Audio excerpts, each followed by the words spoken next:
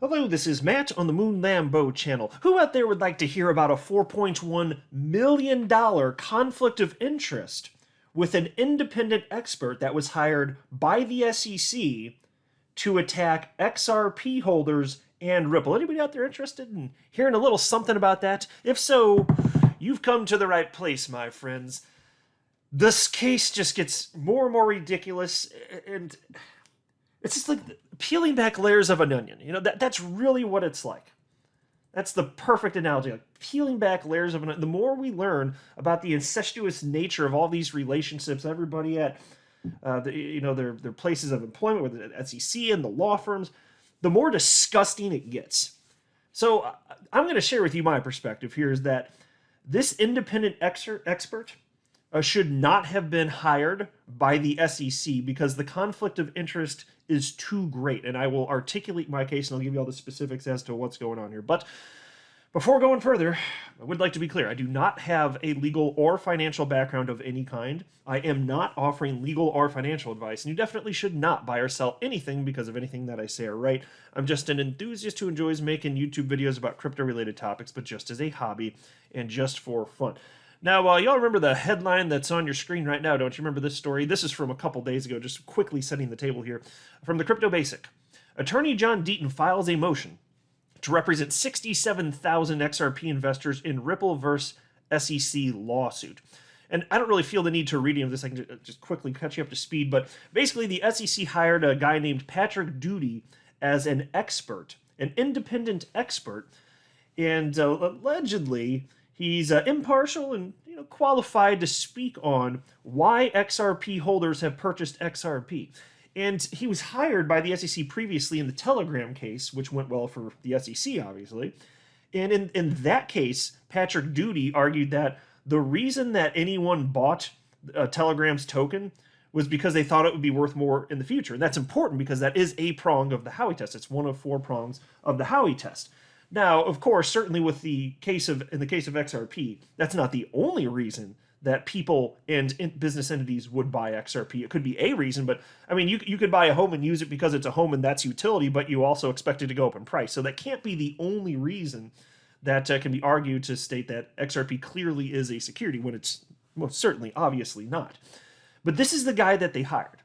And as it turns out, there's potentially a rather serious problem here. Look at this. This comes from Eleanor Turret. She is a journalist at Fox Business Network. She's the first one to uncover this, as far as I know. At least the first person I saw to uncover this, and it's been widely shared on social media since then, just 6 hours ago. And she wrote the following. Scoop. Patrick Doody, the independent expert the SEC retained to analyze the perspective of a reasonable purchaser of XRP, is currently employed by a private consulting firm that won a $4.1 million government contract in 2018. The contract was funded by, drumroll, the SEC. That's right. So this guy, Patrick Doody, the company that he is working for, was paid $4.1 million in 2018 by the SEC. And this is fact-checked, by the way. In fact, Jeremy Hogan, no less, of the very popular YouTube channel Legal Briefs, he fact-checked this himself. Here, I'll make this full screen for you. Here's the screen grab, which reads as follows, shared by attorney Jeremy Hogan. Definitive contract, and then they cite what it is. It's just a sequence of numbers. Definitive contract is a time and materials federal contract award. It was awarded to Integra FEC LLC on April 9th, 2018. So let's pause and note. Integra FEC LLC, that is Patrick Doody's company that he's working for. And then it reads as follows. The definitive contract is funded by the Securities and Exchange Commission. The potential value of the award is $4,120,927. So there you go. This isn't a question of whether or not this has happened. It's just a matter-of-fact statement. So somebody within the XRP community named Bob Manny wrote to Jeremy and said, Jeremy, can Ripple question the independence of the expert witness in the court? And Jeremy Hogan responded with this. Oh, yes. Yes, they can. So this fact actually should legitimately matter. In my humble opinion, and apparently from a legal perspective, also it should matter.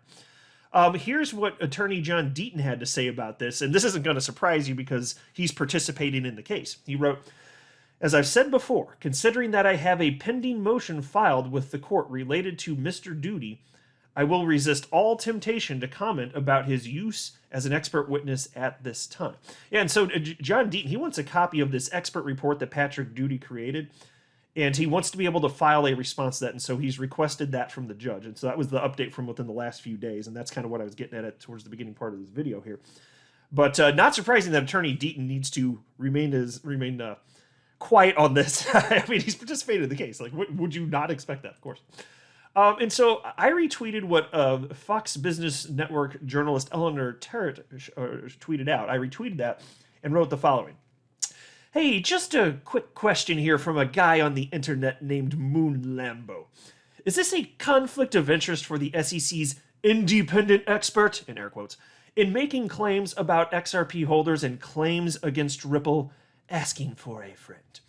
Now, somebody from our community actually responded to my tweet. He wrote to me, and the individual's name is a Crypto Tail, and had a pretty thoughtful, reasonable perspective, and we had a very short back and forth, and I thought I'd share it with you.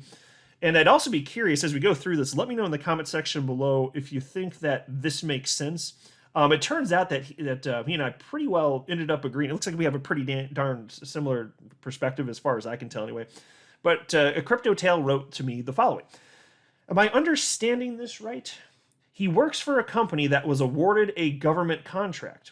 Unless this expert is the owner or a partner of this company, I can't see how this is a conflict of interest. Am I misunderstanding what was uncovered here?" And so here's my first response. I wrote, "He works for a firm that was fed a bunch of money. He may feel pressured / incentivized to author a certain expert perspective for the SEC as a result of this. Textbook conflict of interest. He doesn't need to own the firm for there to be a conflict. SEC shouldn't have hired him." And then Crypto Tail responded with the following, which I think is a perfectly reasonable response. And he wrote, "By that logic, any expert on any side of a case that is paid would have a conflict, wouldn't it? If you're saying because they were paid by the government, they have more incentive to side with them, I get it. But any expert on either side is paid, so wouldn't that mean all experts have conflict of interest?" And here was my response to that. "That's an excellent point that I've considered myself. I have a lot of thoughts on this. Ultimately, offering someone money to present info you want might attract bad actors. No system is perfect. But when you throw millions at a firm, that's a whole different level." Yeah, so in a general sense, it's hard to convey complex ideas on Twitter, which is why I don't prefer that format. It's so much easier for me to just speak. But basically what I'm thinking is, and I have not talked about this on the channel before. I have been thinking about it, though, throughout the case. Because, look, Ripple's got their hired experts, and you know they're only going to hire experts that favor their case. Well, same for the SEC. They're only going to hire experts that favor their case. But money's a motivating factor. So like these experts, maybe they're getting paid thousands of dollars, okay, fine. But here's the thing. Would you rather have experts come in and speak and force them to speak and get paid nothing? What kind of sloppy work are we going to get there? So it seems like if you want to have full information get out there, it's a necessary evil that they're going to need to be paid something, because I'm sitting here thinking if I'm a defendant and I want justice to be done, I want to make sure I get the best that I can get. And if that means I got to pay a little bit of money, okay. So I'm not saying that there's a perfect system out there. There's not a perfect path forward in most aspects of life anyway. But what I am saying is that even though that could attract some bad actors, and I do believe that's technically possible, there could be, especially if you want repeat business from a firm. I totally get that. Yeah, I could totally see that happening, but there's a difference between that and, like, let's say that you were offered today, or anyone was offered today, $1 billion, just make up a crazy high number, to argue something. Would you argue that as an expert witness if you were qualified, even if you didn't actually believe it? Like, so basically, you see what I'm getting at, right? Offering a small amount of money to get expert opinions out there, even though there could still be some bad actors in the space, offering a small amount of money, even if it's thousands, is very different than having someone on the hook for potentially millions or $1 billion. Like, just think that. So the greater the amount of money, the more I'm like, okay, now I'm that much more concerned with every increase in every penny up towards the higher side. I'm like, okay, now you have even that much more of an incentive to be a bad actor. You're incentivizing bad actors. And so again, I never was under some sort of lollipops and sunshine ice cream world where there isn't any, there aren't bad actors. No. I understand that, but let's not incentivize it to that degree. Like, surely, I think that the vast majority of people out there could see the difference in offering an insane amount of money like that to a smaller amount, even if it's contained, maybe it's the thousands of dollars. But so it is what it is. Now, beyond that, also, I will say this as well. Despite the fact that money can get people to say stuff that they don't necessarily agree, I still believe in general, in most cases, that justice is done within our legal system. I genuinely do believe that. It's not always done, but generally it is. And so as facts are presented to a judge and or jury, I think if the facts are on the side of a particular, well, I'll say this. So the jury, and like I said, and or judge, they get to analyze both sides.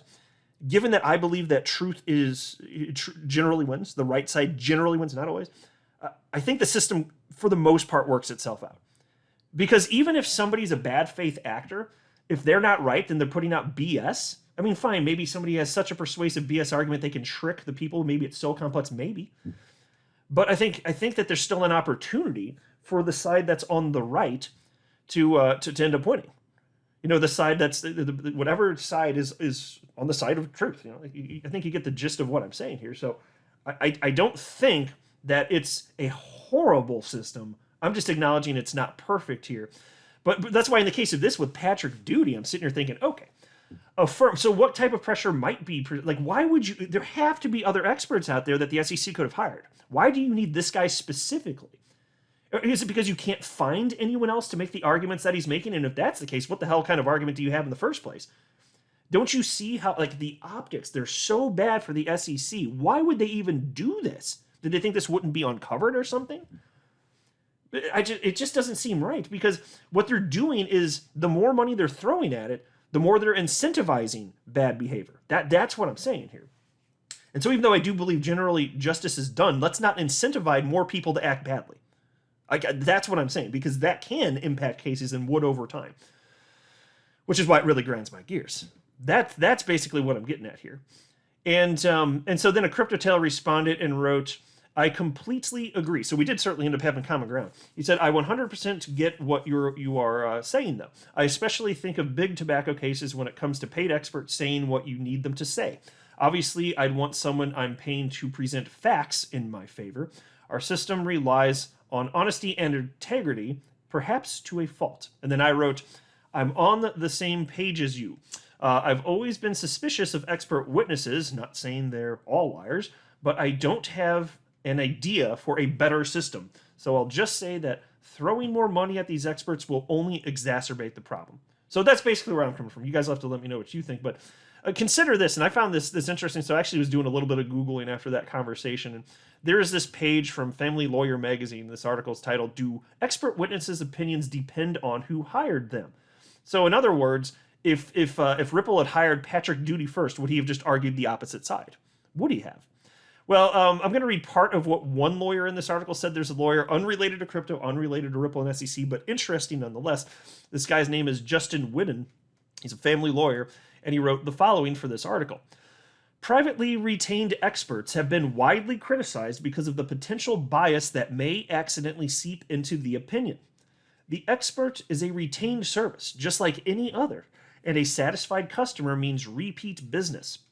Obviously, this does not mean that all privately retained experts are willing to put their license and reputation on the line for an attorney.